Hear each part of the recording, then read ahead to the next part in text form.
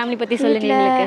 அம்மா கூலி வேலைக்கு போகிறாங்க. அப்பாவுக்கு ஆக்சிடெண்ட்டில் கண் தெரியாமல் போயிடுச்சு. என் கூட ட்வின்ஸ் ஒரு பாப்பா இறந்து போயிட்டா ஆக்சிடெண்ட்டில். எனக்கு ஸ்டீல் வச்சுருந்தாங்க, வேறு ஸ்டீல் எடுத்துட்டாங்க.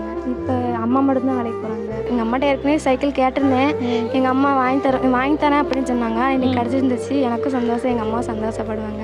உங்களுக்கு தேங்க்ஸ் சொல்லுவேன். Okay, thank you so much. இப்போ இந்த மொமெண்ட் வந்து நீங்கள் எவ்வளோ ஹாப்பியாக இருக்குன்னு எக்ஸ்பிரஸ் பண்ணிட்டேன். பட் ஃபேமிலியில் இப்போ ஃபினான்ஷியலாக இப்போ கஷ்டப்படுறாங்க இல்லையா, அதை பார்க்கும்போது உனக்கு ஃப்யூச்சரில் என்ன மாதிரி அதை சேஞ்ச் பண்ணலான்னு தோணும்? எல்லாத்தையும் சந்தோஷமாக வச்சுக்கிறோம்.